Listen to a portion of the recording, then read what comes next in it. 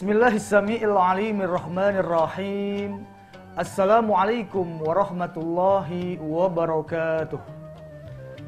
Alhamdulillahilladzi hadana lihadza wa ma kunna linahtadiya laula an hadanallah. Faqad fazal muttaqun. Allahumma fasholli ala sayyidina Muhammad wa ala ali sayyidina Muhammad. Faqad qala Allah Ta'ala fi kitabihil karim wa huwa asdaqul qailin. A'udzu billahi minasyaitonir rajim. Bismillahirrahmanirrahim.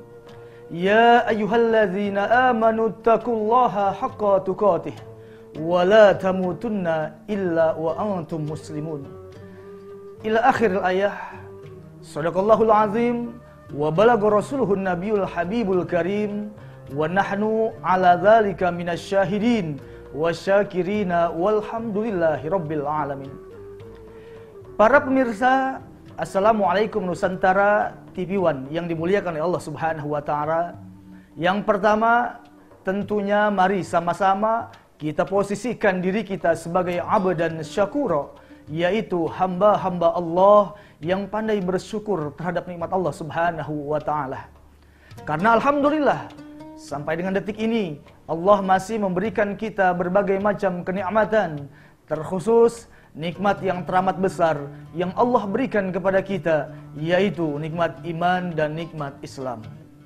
Sholawat teriring salam tak lupa kita sanjungkan kepada seorang reformasi Islam, minaz zulumati ilan nur, yang telah mengeluarkan manusia dari gelap gulitanya kebodohan ke arah terang benderang cahayanya iman, yaitu Habiban al-Kiram Sayyidina wa Maulana Muhammadin.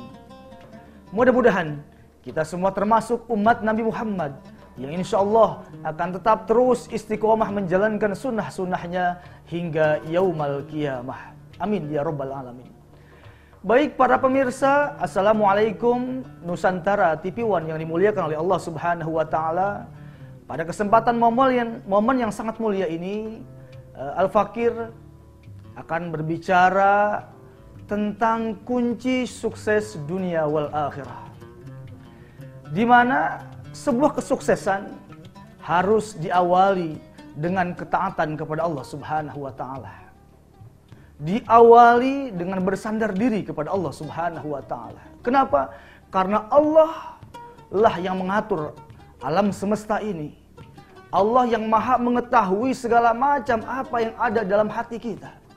Dan Allah yang maha mengabulkan seluruh doa-doa kita. Maka dari itu mari sama-sama kita bertakwa kepada Allah Subhanahu wa taala dengan takwa yang sebenar-benarnya. Menghadirkan Allah dalam setiap kehidupan kita. Ya ayyuhalladzina amanu taqullaha haqqa tuqatih. Wahai orang-orang yang beriman, bertakwalah engkau kepada Allah dengan takwa yang sebenar-benarnya. Dengan konsep takwa inilah, insya Allah kita akan mudah menuju menjadi manusia yang sukses di dunia dan terlebih sukses di akhirat nanti. Baik para pemirsa yang dimuliakan oleh Allah Subhanahu wa taala, Al-Fakir mengutip sebuah hadis baginda Rasulullah SAW melalui sanad yang sangat sahih, di mana baginda Rasulullah SAW bersabda, yang diriwayatkan oleh Al-Imam At-Tabrani, arba'un man utiyahunna faqad utiya khaira'id dunya wal akhirah. Kata Nabi, ada 4 langkah kalau engkau ingin bahagia di dunia dan terlebih bahagia di akhirat nanti. Apa yang pertama? Yang pertama adalah lisanun zakirun. Perbanyak lisanmu mengingat Allah Subhanahu wa taala. Ayo tanya dalam diri kita. Ketika kita bangun dari tidur, yang kita ingat pertama kali Allah ataukah HP? Masya Allah. Banyak di antara sahabat-sahabat kita yang bangun tidur, yang dilihat pertama kali dia mencari HP. Dicari kanan kirinya, ternyata ada di balik bantalnya. Masya Allah. Sampai lupa doa bangun tidur, minimal baca alhamdulillahillazi ahyana ba'dama amatana wa ilaihin nusyur. Bangun tidur, pasrahkan kepada Allah. Bahwa segala macam kehidupan dan kematian kita, Allah yang punya hak kuasa di atas itu semua. Maka dari itu, ayo, momen yang sangat mulia ini minimal basahi lisanu untuk tetap terus mengingat Allah Subhanahu wa taala. Beristighfar kepada Allah Subhanahu wa taala. Tahmid, tahlil, tasbih. Bahkan ulama-ulama kita mengajarkan bangun tidur mulai dengan istighfar 100 kali. Kemudian ditambah sholawat 100 kali. Dan kemudian tutup dengan la ilaha illallah 100 kali. Kenapa? Karena banyak sekali fadilah, banyak sekali keutamaan. Bahkan dalam sebuah hadis kursi, Allah Subhanahu wa taala berfirman, la ilaha illallah kalami wa anna huwa man qalaha dakhala hisni wa man dakhala hisni amina min iqabi. Yang artinya sesungguhnya lafaz la ilaha illallah adalah kalamku. Dan di sini Allah mengatakan aku adalah Allah. Siapa orang yang mengucapkan lafaz la ilaha illallah, maka dia masuk ke dalam bentengku. Dan siapa orang yang masuk ke dalam bentengku, amina min iqabi, maka Allah akan memberikan keselamatan dari segala macam gangguan-gangguan, dari musibah, bahkan terlebih daripada siksaan Allah Subhanahu wa taala. Kalau kita berkaca yang terjadi dalam diri kita tahun ini, bulan ini masih tercium aroma COVID-19. Sungguh, jikalau orang rutin melapazkan kalimat la ilaha illallah di waktu pagi sorenya, maka Allah yang akan langsung menjaganya. Makanya di sini Allah menegaskan sekali lagi, masuk ke dalam bentengku orang yang membaca lafaz la ilaha illallah. Kalau kita menggambarkan sebuah benteng yang besar sehingga apapun yang masuk tidak akan bisa menembusnya. Begitupun bentengnya Allah. Apapun yang akan menyerang diri kita, keburukan, kejelekan, keapesan, dan lain sebagainya, terlebih virus-virus yang mematikan, Allah langsung yang akan menjaganya. Ayo para pemirsa, kita penuhi hari-hari kita dengan senantiasa membasahkan lisan kita mengingat Allah Subhanahu wa taala.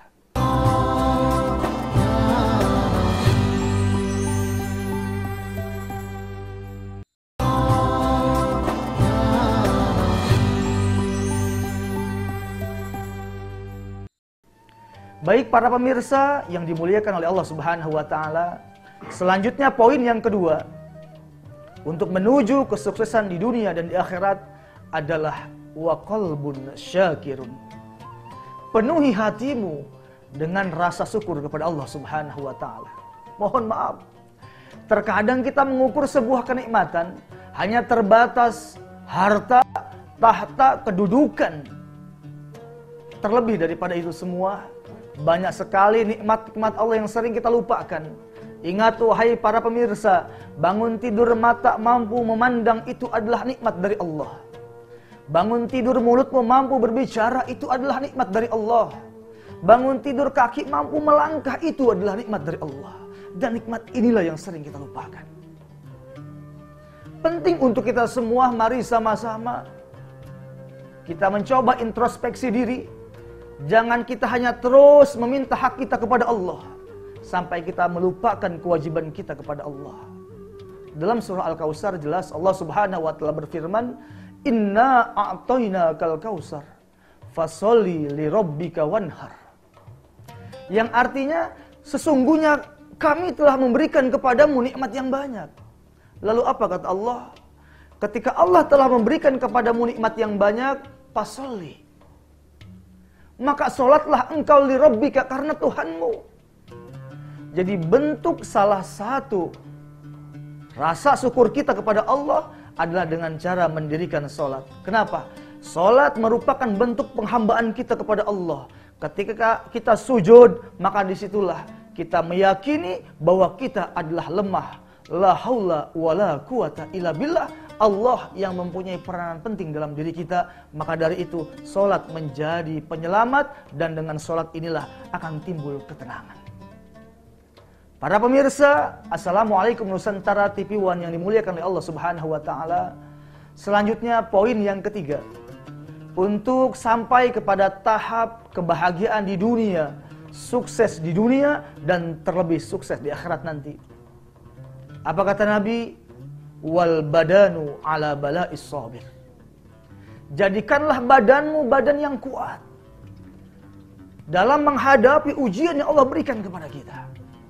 Ingat wahai para sahabat, bahwa ketika manusia hidup dan lahir ke dalam dunia ini, pasti punya ujian, pasti punya masalah dalam hidupnya. Tapi yang berbeda antara orang-orang yang beriman dengan orang-orang yang tidak beriman kepada Allah, ketika orang yang beriman dihadapkan dengan satu masalah, satu ujian, maka dia cepat-cepat kembali kepada Allah. Dia gelar sajadah, dia ambil tasbihnya, dia beristighfar kepada Allah Subhanahu wa Ta'ala. Kenapa? Karena dia meyakini bahwa ketika ada musibah, pasti ada keindahan setelah itu. Ingat bahwa antara bahlak dan nikmat adalah dua pasangan yang tidak bisa dipisahkan. Ketika Allah memberikan kita sebuah ujian, yakin setelah ujian pasti akan ada kenikmatan. Ketika Allah memberikan kita sebuah kesusahan, yakin setelah kesusahan pasti ada kemudahan. Dan ingat, Allah Subhanahu wa Ta'ala tidak akan memberikan beban kepada seorang makhluk di batas kemampuan seorang hamba. Ayo sama-sama kita berprasangka baik kepada Allah Subhanahu wa Ta'ala agar tetap bisa konsisten menjadi seorang hamba yang baik secara hubungan kepada manusia dan terlebih hubungan kita kepada Allah Subhanahu wa Ta'ala. Saudara kaum muslimin, para pemirsa yang dimuliakan oleh Allah Subhanahu wa Ta'ala, selanjutnya poin yang terakhir untuk bahagia di dunia dan bahagia di akhirat adalah wazaujatu mu'minatun sholihatun. Pilihlah, raihlah seorang pendamping hidup yang beriman dan beramal soleh. Baik secara artinya, yaitu pendamping hidup istri. Seorang istri, seorang anak gadis, ayo cari pendamping hidup lelaki yang beriman dan beramal soleh. Apabila engkau sebagai seorang lelaki, ayo carilah seorang pendamping hidup istrimu kelak yang nanti mampu menemanimu. Mereka punya karakter, ciri-ciri daripada orang-orang yang beriman dan beramal soleh. Terkadang mohon maaf, kita ketika dihadirkan ataupun ada seorang anak laki yang mau melamar anak gadis kita, apa yang kita sering tanya kepada mereka? Berapa gajimu? Di mana kerjamu? Apa mobilmu? Sudah punya rumah belum? Ya. Punya mobil belum? Ini yang sering kita tanyakan. Tetapi jarang sekali di antara kita yang berbicara dan menanyakan kepada orang yang hendak melamar anak gadis kita. Apakah engkau sudah hafal Quran? Sudah berapa surah hafalan Quranmu? Bagaimana dengan sholatmu? Berjamaah atau tidak? Sering dilalaikan atau tidak? Bagaimana dengan tahajudmu? Bagaimana dengan puasamu, sunnahnya ataupun wajibnya? Jarang hal ini kita tanyakan. Pantas. Makanya seorang Profesor Dr. Zakiyah Darzat mengatakan bahwa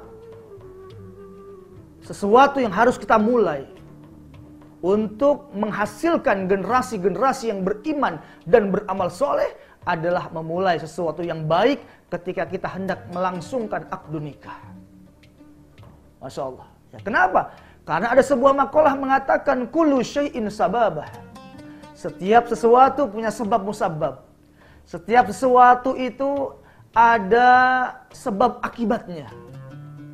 Jadi jangan pernah bermimpi kita mau punya anak yang solehah kalau ternyata kita di rumah tidak pernah memberikan pelajaran ataupun praktek yang baik kepada anak-anak kita.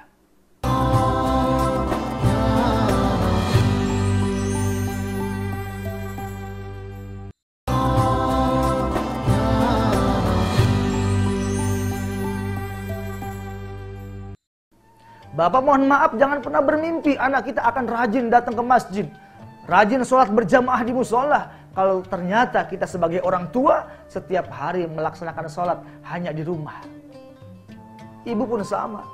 Jangan pernah bermimpi anak-anak kita akan menutup aurat, anak gadis kita akan menutup auratnya. Kalau ternyata kita di rumah bunda sering mempertontonkan aurat dan sering mengumbar-ngumbar aurat ketika kita keluar dari rumah kita. Ayo, jangan terlalu cepat kita menyalahkan anak-anak kita. Jangan terlalu cepat kita menjustis anak kita salah. Anak kita kurang pendidikan. Anak kita nggak bisa diatur. Ayo coba introspeksi diri kita. Karena anak adalah cerminan orang tuanya.